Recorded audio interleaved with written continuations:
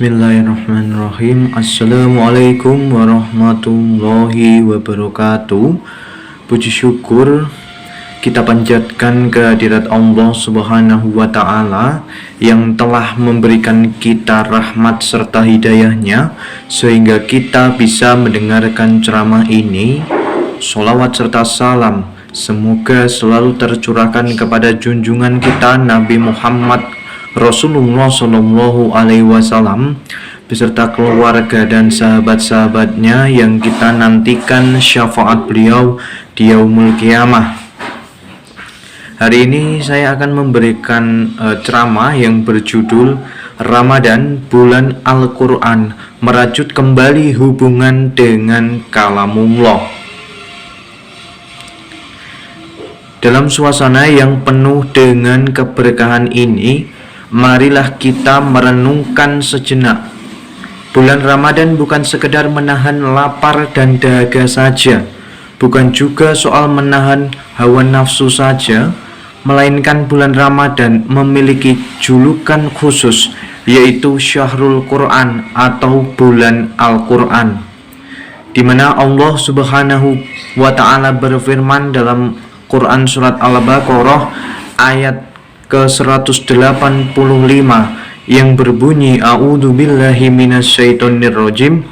Syahrul Ramadan allazi unzila fil Qur'anu hudal linnasi wa bayyinatim minal huda wal furqan faman syahida minkumus syahra falyashum wa man kana maridan aw ala safarin fa iddatum min ayamin ukhar yuridullahu bikumul yusra wa la yuridu bikumul usra wa litukmilul iddata wa litukabbirullaha ala ma hadakum wa la'allakum tashkurun.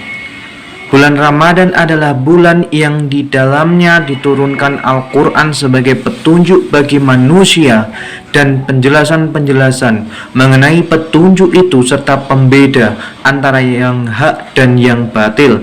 Oleh karena itu, siapa di antara kamu hadir di tempat tinggalnya atau bukan musyafir pada bulan itu, berpuasalah. Siapa yang sakit atau dalam perjalanan lalu tidak berpuasa, maka wajib menggantinya sebanyak hari yang ditinggalkannya pada hari-hari yang lain. Allah menghendaki kemudahan bagimu dan tidak menghendaki kesukaran. Hendaklah kamu mencukupkan bilangannya dan mengagungkan Allah atas petunjuknya yang diberikan kepadamu agar kamu bersyukur. Ini adalah momen yang istimewa, saat dimana pintu-pintu surga terbuka dengan lebar, dan saat dimana Allah menurunkan kembali pedomannya ke dalam hati kita melalui lantunan ayat suci Al-Quran. Di dalam ayat ini juga ditegaskan bahwa bulan Ramadan merupakan bulan diturunkannya Al-Quran sebagai petunjuk bagi kita umat manusia agar diberikan petunjuk antara yang hak dan yang batil. Oleh karena itu, barang siapa di antara kita yang di tempat tinggalnya atau bukan musyafir pada bulan itu, maka kita wajib berpuasa. Hal ini juga senada dengan bulan Ramadan itu sendiri, di mana Allah mewajibkan kita sebagai umat muslim untuk berpuasa dan mengambil keberkahan di bulan yang penuh kesucian ini. Mengapa kita harus merajut kembali hubungan dengan kalamullah pada bulan Ramadan tahun ini? Tanpa kita sadari, dalam kesibukan dunia selama 11 bulan terakhir, seringkali Al-Quran hanya menjadi pajangan di lemari saja, jarang dibuka apalagi dibaca. Padahal Al-Quran sebagai sumber kehidupan bagi kita sebagai umat manusia, pedoman hidup, dan juga sebagai falsafah hidup yang harus kita renungkan, kita amalkan isinya. apalagi ketika kita membaca Al-Quran tersebut. Hubungan kita dengan surat cinta dari Allah ini mungkin merenggang atau bahkan terputus. Oleh karena itu, di bulan Ramadan ini bisa menjadi momen recovery atau momen penyembuhan dan momen untuk menyambung kembali hubungan antara kita dengan Sang Pencipta, yaitu Allah Ta'ala. Ada beberapa cara untuk memperbaiki hubungan kita dengan Sang Pencipta, yaitu Allah Ta'ala. Dan hari ini saya akan menjelaskan beberapa poin utamanya.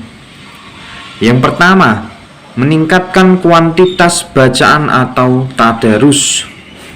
Rasulullah Shallallahu Alaihi Wasallam mencontohkan untuk menghatamkan Al-Quran di bulan Ramadan bersama malaikat Jibril.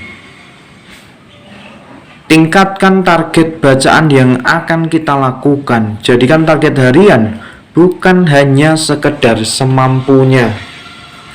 Hal ini juga menekankan betapa pentingnya membaca Al-Quran di bulan yang penuh berkah ini. Sebagai contoh, ketika kita menghafalkan satu hari satu juz, maka bacaan tersebut akan membawa kita untuk meningkatkan iman dan ketakwaan kita kepada Allah Subhanahu wa Ta'ala, bukan hanya sekedar target harian yang harus dikejar.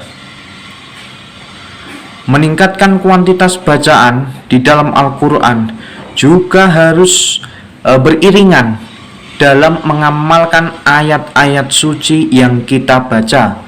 Jangan hanya membaca Al-Quran saja tapi tidak mampu untuk mengamalkan isi yang terkandung di dalamnya. Kemudian poin yang kedua, meningkatkan kualitas dengan tadabbur. Membaca dengan cepat memang baik, tapi merenungi maknanya jauh lebih baik. Kita harus bisa memahami terjemahan dari Al-Quran tersebut. Kita juga harus bisa meresapi janji dan ancaman-ancaman atau larangan yang ada di dalam Al-Quran dan Al-Hadis, di mana posisi Al-Quran adalah sebagai syifa atau sebagai obat bagi hati yang gersang.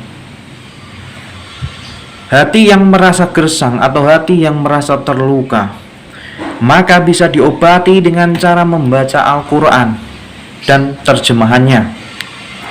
Mengamalkan setiap ayat yang kita baca sambil mengintrospeksi diri, bermuhasabah, agar kita menjadi pribadi manusia yang lebih baik ke depannya. Oleh karena itu, ketika kita ingin meningkatkan kualitas dengan tadabbur, maka kita harus bisa membaca Al-Quran dengan baik dan benar, tidak terburu-buru, dan meresapi ayat demi ayat yang kita baca tersebut. Kemudian di poin yang ketiga, mengamalkannya dalam kehidupan sehari-hari. Bulan Ramadan adalah bulan latihan. Jadikan Al-Quran sebagai pedoman lisan agar kita tidak berbohong, pedoman mata agar kita tidak berbuat maksiat, dan pedoman hati agar kita tidak pernah merasa iri dan dengki kepada manusia yang lain. Oleh karena itu, dalam pengamalan kehidupan sehari-hari sudah banyak contoh yang beredar, baik yang dibahas di dalam hadis maupun riwayat-riwayat yang dikisahkan oleh para nabi. Mengamalkan Al-Quran dalam kehidupan sehari-hari wajib hukumnya dalam kegiatan bermasyarakat, hubungannya dengan habluminallah dan habluminannas, yang artinya hubungan antara kita manusia dengan Allah Subhanahu wa Ta'ala, dan hubungan manusia dengan makhluk sosial yang lain. Dalam mengamalkan Al-Quran, kita juga melatih mata agar tidak berbuat maksiat.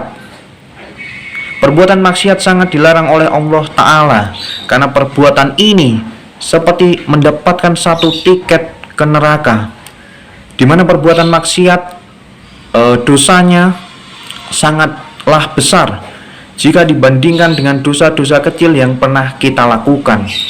Oleh karena itu, kita harus bisa menata hati agar mampu mengamalkan isi yang terkandung di dalam Al-Quran tersebut.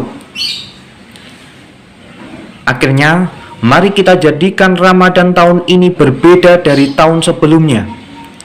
Jadikan rumah kita bercahaya dengan membaca Al-Quran dan meresapi isi dari kitab suci tersebut. Jangan biarkan hari berlalu tanpa ada satu ayat pun yang kita baca, agar kita senantiasa diberikan berkah dari apa yang kita lakukan di bulan Ramadan tahun ini. Demikian yang bisa saya sampaikan. Kurang lebihnya mohon maaf. Barakallahu fikum dan semoga bermanfaat. Wassalamualaikum warahmatullahi wabarakatuh.